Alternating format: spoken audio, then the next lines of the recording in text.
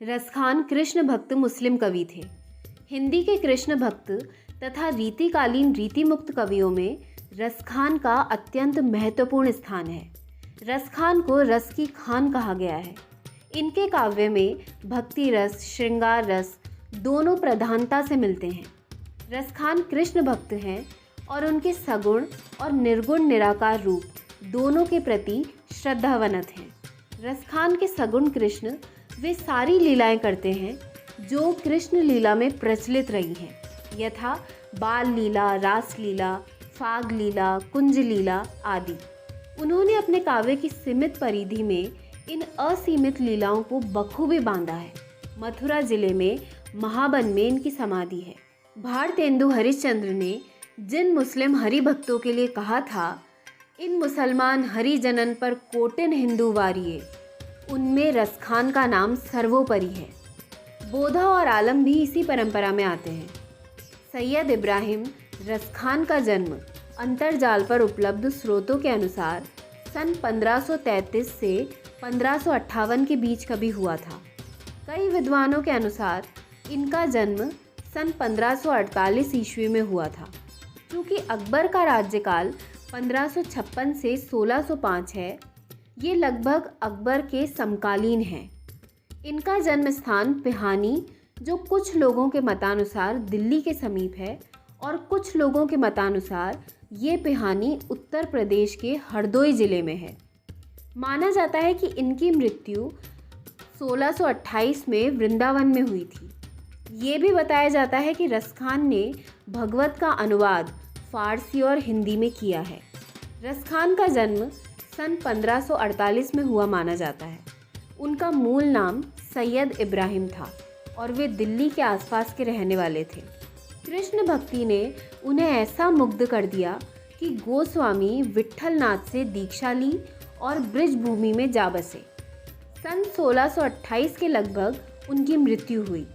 सुजान रसखान और प्रेम वाटिका उनकी उपलब्ध कृतियां हैं।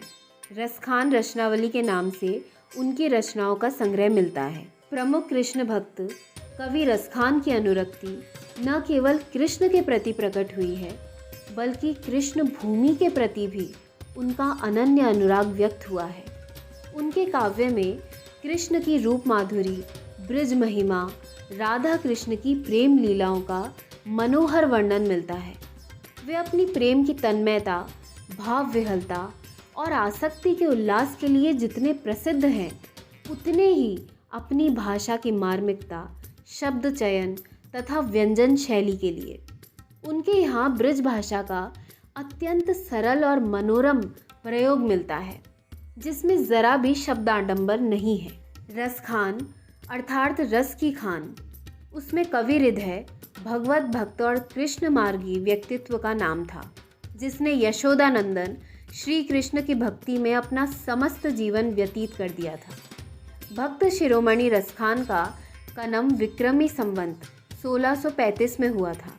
इनका परिवार भी भगवत भक्त था।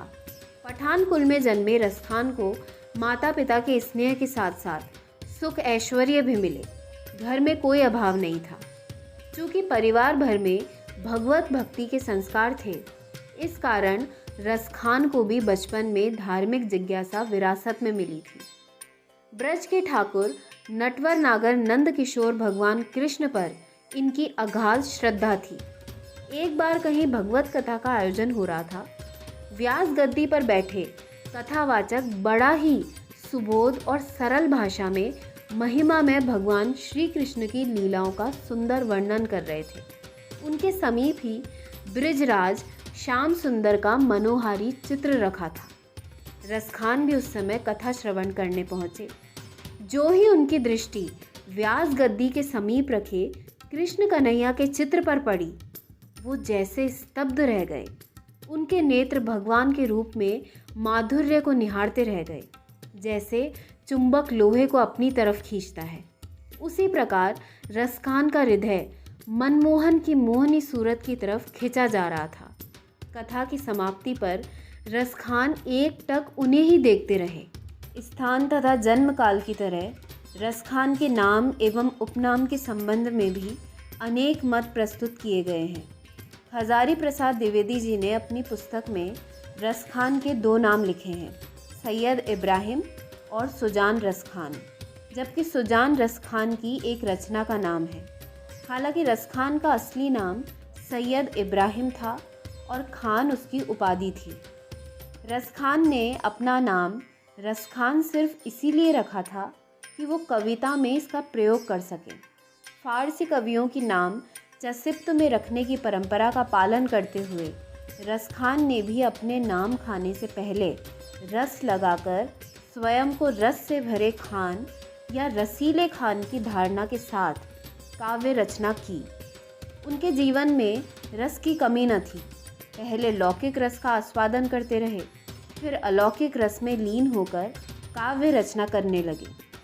एक स्थान पर उनके काव्य में रसखां शब्द का प्रयोग भी मिलता है। नैन दलालनी चोट है म मानिक पिए हाथ, रसखां ढोल बजाई के बेचियो हिय जिय साथ। उपयुक्त साक्ष्यों के आधार पर कहा जा सकता है कि उनका नाम सैयद इब्राहिम तथा उपनाम रसखान था। रसखान की भाषा पर्याप्त परिमार्जित और सरस तथा काव्योचित थी। ब्रज भाषा में जितनी उत्तमता से अपने हृदय के भाव वे व्यक्त कर सके, उतना और कवियों के लिए कष्ट साध्य था। उनकी परमोत्कृष्ट विशेषता ये थी कि उन्होंने अपने लौकिक प्रेम को भगवत प्रेम में रूपांतरित कर दिया। असार संसार का परित्याग करके सर्वथा नंद कुमार के दरबार के सदस्य हो गए। एक समय कहीं भागवत कथा में उपस्थित थे। व्यास गद्दी के पास श्याम सुंदर का चित्र रखा हुआ था। उनके नैनों में भगवान का रूप माधुर्य समा गया। उन्होंने प्रेममयी मीठी भाषा में व्यास से भगवान श्री कृष्ण का पता पूछा और ब्रज के लिए चल पड़े। रास रसिक नंद नंदन से मिलने के लिए विरही कवि का हृदय बीन बज उठा। वे अपनी प्रेमिका की बात सोचते जाते थे। अभी थोड़े ही समय पहले उसने कहा था कि जिस तरह मुझे चाहते हो उसी तरह यदि श्री कृष्ण को चाहते तो भव सागर से पार उतर जाते। पैर और वेग से आगे बढ़ने लगे।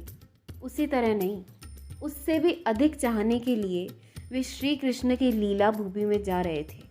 अभी उन्होंने कल ही भागवत के फारसी अनुवाद में गोपी प्रेम के संबंध में विशेष रूप से प्रेममय स्फूर्ति पाई थी। उन्होंने अपने मन को बार बार धिक्कारा। मूर्ख ने लोक बंधन में मुक्ति सुख मान लिया था। उनके कंठ में भक्ति की मधुर रागिनी ने अमृत घोल दिया।